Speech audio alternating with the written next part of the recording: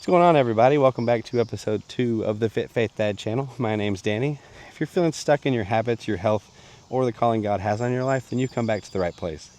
I started this channel about a week ago for men who feel what I feel, stuck in the rut and the mundanity of life, feeling like there's just so much more that they could be doing with their fitness, their faith, or leading their family with the purpose that God's called them to.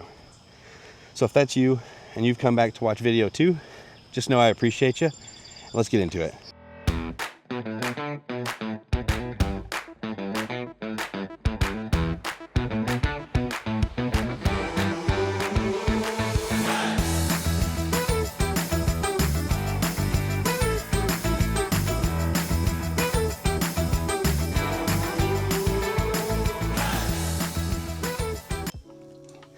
I'm from Somerset. It's a small southern central Kentucky town. It's home to about 60,000 people. If that number's not right, I will post it here. Lived there my entire life, all the way up until I left for college. Grew up there. Home life was very normal. I grew up in the church. I grew up playing all the sports, getting outside. Grew up on my grandparents' farm. We lived on about 106 acres. My parents had a small portion of that down the driveway. Growing up next to my grandparents was such a blessing and such a unique experience that not a lot of people get to see in their life or experience in their life, and I didn't realize that as a kid. But once you grow up and you meet other people and get their life experience, not a lot of people get to grow up and be able to go sit on their grandparents' front porch and swing and pick garden vegetables and hang out and listen to stories that their grandparents say. And it's something I will cherish forever.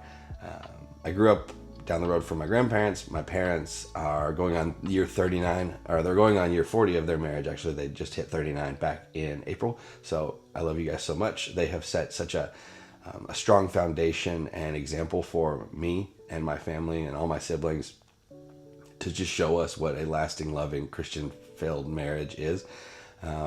They are such a beautiful example of faith, of work ethic, of just fun, and I cannot imagine life without my wonderful parents. My mom sits at the kitchen table every morning with her Bible and her notebook, and she does her little devotion every morning, and she's been doing it as long as I can remember. And then my dad has a group text message with his accounting buddies, and he's been doing that for years, where they go through Bible studies on an app. And then I know my dad reads the Bible and does his devotion every morning as well.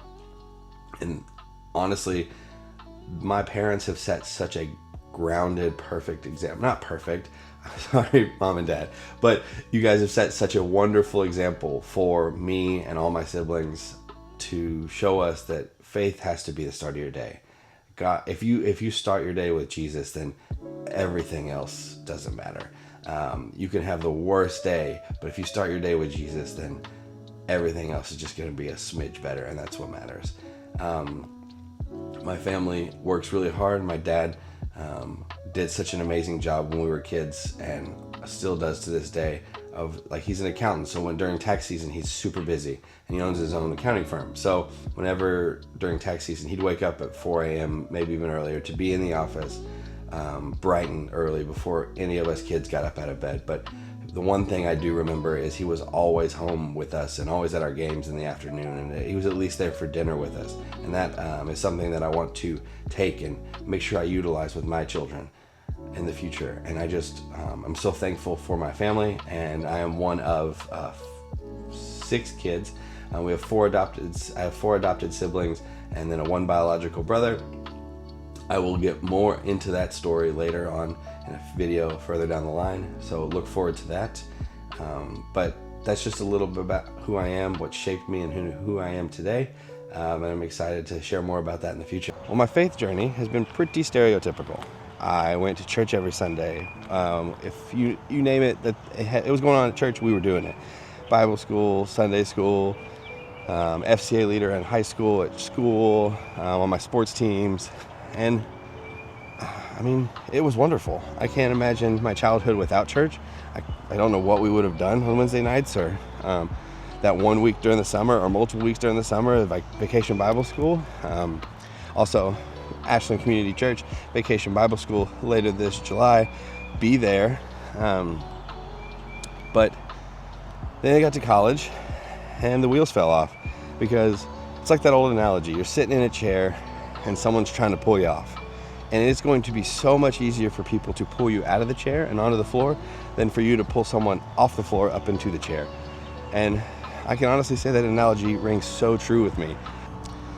So fast forward a few years down the road, my freshman roommate called me up, and he was also good friends with my girlfriend at the time, now wife, Carissa, and he was going through, I guess, a breakup or something, and he was like, man, I don't know what's going on, I don't know why this keeps happening, etc., etc.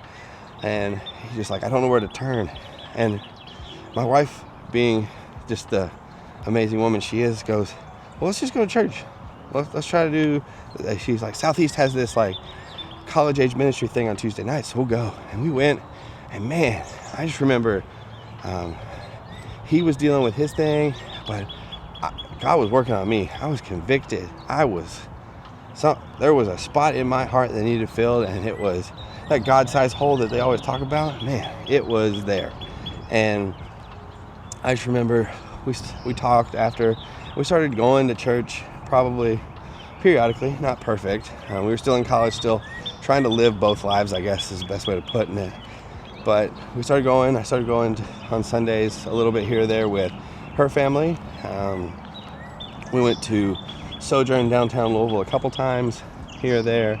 It was just closer for us living on campus or around campus. And then eventually just got invited, after a few things happened in our lives, we got invited by some great friends, the Newhalls, to go to Sojourn, a church, well, a newer version of Sojourn that was not, I guess, as far downtown as before. And we just fell in love with it. We fell in love with the people, the message. It was just such an amazing experience, and we started going consistently again.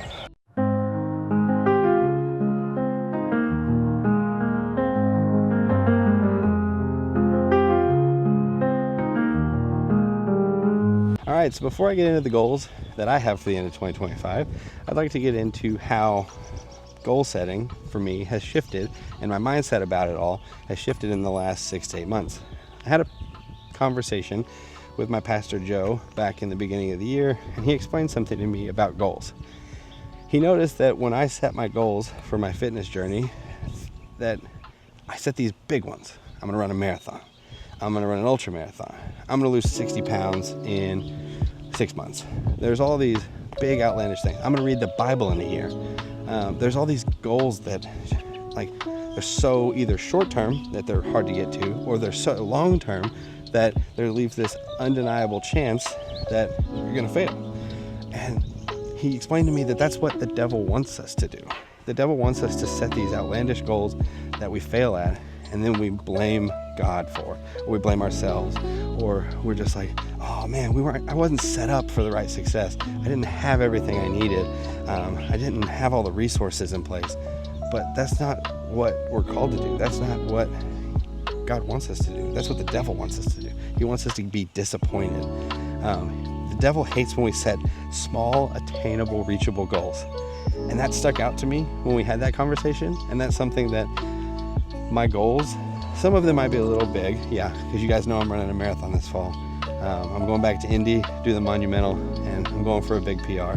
But that's something that's down the road, and that's something I've been training for over a year now. So that's not just something I'm like looking down and being like, I'm going to do that in 2 weeks. But when it comes to my goals, my faith journey is going to be from setting this goal of I'm going to read the Bible in a year to I'm going to read the Bible every day, just some of it. I'm going to read a little bit every day. I'm going to entrench myself in the Word of Christ each and every day. When it comes to my fitness, I'm going to work out a couple times a week. I'm going to lift weights at least twice. I'm going to run at least 3 or 4, but I'm going to walk. I'm going to take 10,000 steps every single day. That is the baseline. I've been doing that for a little while, but it has made a massive difference in my life. And when it comes to my fatherhood journey, I'm going to put my phone down and be present for my wife and my baby girl. Yes, I have a busy job. Yes, I have a job that contacts me and needs me because I'm in a very important role in my business and in the company I work for. But guess what? I am making a conscious effort to make sure that when I am home at the dinner table or I'm out to dinner with my wife, I'm going to be present with them. I'm going to make them feel important because they are. Without my wife's support and without my baby girl in my life, I wouldn't be where I am. I wouldn't have what I have. God has blessed me with two beautiful women in my life, my wife and my baby girl, and I can't thank him enough for that. So my goals for them is to just be present each and every day, to put my phone down and relax about what's going on outside of my life that I have zero control over. Again, my faith journey is to just read some of the Bible every day, get in the Word each and every day. It doesn't have to be, I'm going to read 3 chapters. I'm not going to remember any of it, but I'm just going to read it. And then for my fitness journey, it's just those daily steps. It's that constant movement. It all comes back to that obedience to Christ that God's called us to. So those are my goals. They may sound small, simple, and yeah, they are. But guess what? I'm going to hit them, and I'm going to get so much joy out of each and every win. Yes, there are going to be days where I might not get 10,000 steps. I might have a really rough day, or I'm sick and I just can't walk around. But guess what? Every day I can, next day, next day, next day. One day, one rep, one prayer at a time. That's what we're going to say. That's what we're always going to say. It doesn't have to be difficult. You just have to keep going. Don't stop. Stay focused and keep pursuing Christ in everything you do. Thanks. So I need 3 things from everybody. I need 3 goals in the comments from each and every one of you. I need a fitness goal, I need a faith goal, and I need a fatherhood or parenting goal in the comments. Let me know what you guys are thinking. Again, these goals don't need to be big. They need to be attainable. They need to be reachable. And they need to be something that you're focused on and honest about. So leave them in the comments. Tell me what you're working on. We'll go through this journey together, one day, one rep, and one prayer at a time. And if you're looking to get stronger,